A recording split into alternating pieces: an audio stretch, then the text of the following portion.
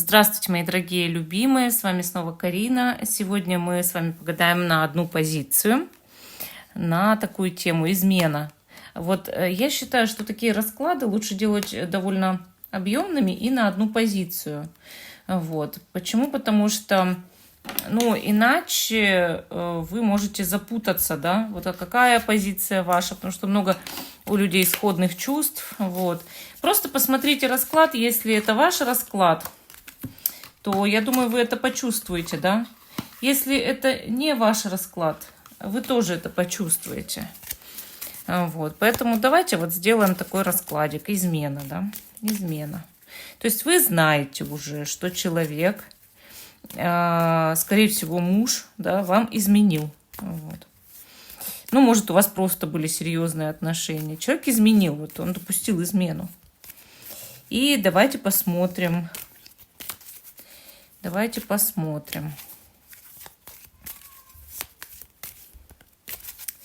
Итак, сначала мы смотрим его чувства к другой женщине.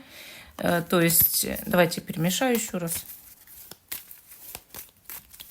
Смотрим его чувства к другой женщине, да. То есть я сначала вопрос не назвала и достала карту, я считаю, надо переделать. Потом смотрим его чувства к вам. Итак, его чувства к другой, да. Мираж. Вот видите, мираж. Карта показывает, что человек как будто бы шел по пустыне, все было однообразно, одни пески, да. То есть отношения же часто становятся обыденными, такими одинаковыми, однообразными, что ли. И тут он увидел мираж, да. То есть он увидел иллюзию, какую-то иллюзию в этой женщине другой, или в другом человеке, да. И на эту иллюзию повелся. А знаете, что такое мираж в пустыне? Это когда ты бежишь, уже раскинул руки, тебе кажется, ты сейчас напьешься, отдохнешь, а там ведь ничего нет, понимаете? То есть чувство его к ней, мираж, их практически не существует, понимаете? То есть это все выдумка. И его чувство к вам – это цветение. Опять же, цветение, да, как будто чувства расцветают на сегодняшний день. Между прочим, цветение – это карта любви, общение, видите, такое, нежность, желание заботиться. То есть человек к другой испытывает мираж, а к вам желание заботиться и быть рядом. И как будто чувства возрождаются на сегодняшний день между вами. Особенно у него к вам. Какая у него сознательная готовность уйти из этих отношений, из ваших отношений? Сознательная готовность – это лабиринт. Лабиринт – это множество, так скажем, тупиков, а ты ищешь выход, да? Поэтому, конечно, здесь нет пока сознательной готовности уйти из ваших отношений. Нету. Потому что человек еще пока запутался, он бродит по лабиринту. Какое у него подсознательное желание уйти? Видение, да, видение. Карта показывает какие-то экстрасенсорные способности, да. То есть ясновидение, яснознание.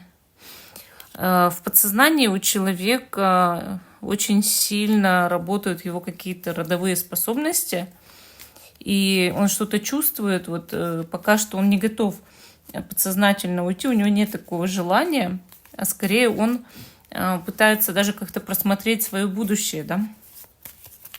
Но готовность по видению нет у него готовности уйти именно. Что ему не хватало в отношениях с вами? Азарта. Видите, то есть дело в том, что у вас в отношениях не было яркости. Желание огня, азарта, страсти, да, сразу же здесь очень хорошо просматривается у человека, и это говорит уже о многом. То есть нужно было вам обоим двигаться к тому, чтобы разнообразить отношения, добавлять огонька, да, может быть, работать над образом, может быть, развлекать друг друга, ходить вместе куда-то, ездить, понимаете? Какая неудовлетворенная потребность стоит за его изменой? Космический ребенок. Но на самом деле все души приходят на Землю, да, получать опыт. Вот.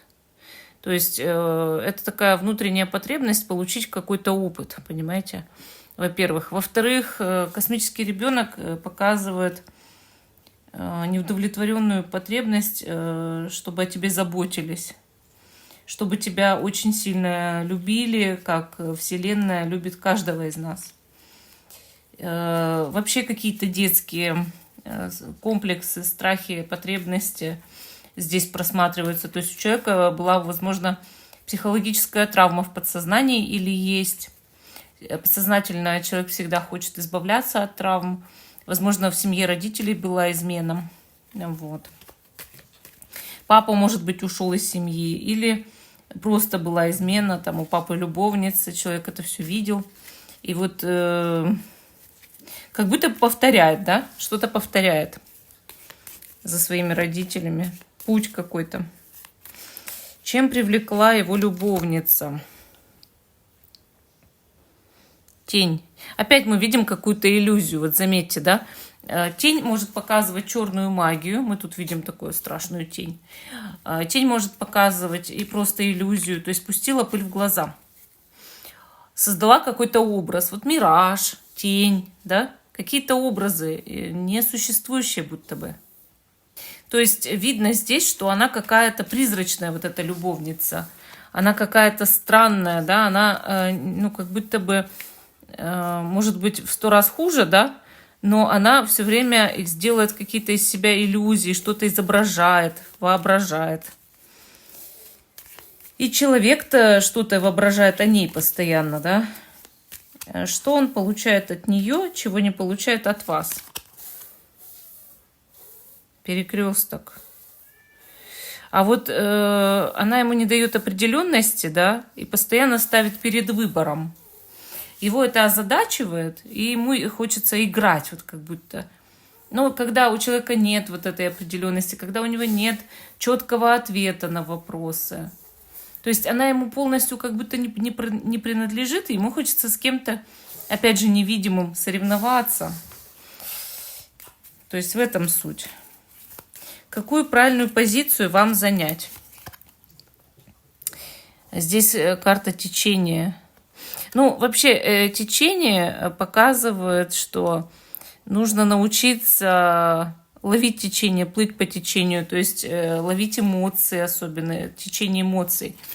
Если вы будете как можно больше давать эмоций человеку различного порядка, это очень поможет. Если вы будете плыть по течению, а не против течения сейчас в этой ситуации, это тоже очень поможет. Как себя с ним вести? Улей. Вот пчелиный улей – это одна семья, там все вместе работают. И помните о том, что ваша, если вдруг у вас семья или отношения, там, да, ну вот если особенно семья, дети есть, помните о том, что родители куют, так скажем, счастье своих детей и должны заботиться не только о себе, а еще и о детях. То есть вы команда с этим человеком, у вас либо семейные, либо серьезные просто отношения. Вы должны по улью говорить так, что вы команда, вы живете в одном пчелином улье, вы вместе работаете, вместе что-то делаете, вместе созидаете. У вас какие-то общие есть цели. Вот. Вы похожи. Понимаете? Чего не делать, как себя не стоит вести. Паутина. То есть не будьте паучихой. Не надо его оплетать этой паутиной и ловить в сети. Невозможно поймать вольный ветер. Человек хочет быть свободным всегда в своем выборе. И чем свободнее он в своем выборе, тем легче ему жить, вот, и быть в отношениях. Поэтому не вздумайте удержать этого человека. Не надо вокруг него плести паутину, сети свои расставлять. Не надо пытаться его поймать. Какая перспектива отношений у него с вами? Пока что туман. Пока что перспектива туманная, да, то есть нужно идти сквозь туман. Вот страшно же идти сквозь туман, страшно идти вперед, понимаете, страшно. Видите, у вас тут идет плод познания. Запретный плод сладок был, да, у этого человека, и он его съел, да, в итоге, как Бог спустил на землю Адама и Еву. Тут то же самое. Человек изменил, он съел плод познания, он свой опыт получил. Вот отношения пока с туманной перспективой, да? Вот. Простите вы его, не простите. Видите, мягкость. Мягкость показывает, что, возможно, даже вы сможете его простить. Вот. И после этого уже будут воспоминания дерева. Ну, это, как сказать, это дерево, воспоминание это дерево, которое помнит все, да? То есть немножко тут неправильно написала. Вот. Карта показывает такое, как сказать, вечное, большое, огромное дерево, и вокруг него собирались целые поколения. Конечно, это прочные отношения, уходящие корнями глубоко внутрь, да. И мне кажется, что карта уже говорит о том, что вы можете объединяться, и у вас пройдут отношения, если вы проявите к человеку большую мягкость и поймете его. Вот. Но в любом случае здесь не все еще потеряно. Вот такой интересный получился расклад на одну позицию. Всем спасибо за внимание. Жду, что вы продолжите смотреть мой канал. Ставьте лайк этому видео, подписывайтесь, пишите свое мнение и до новых встреч.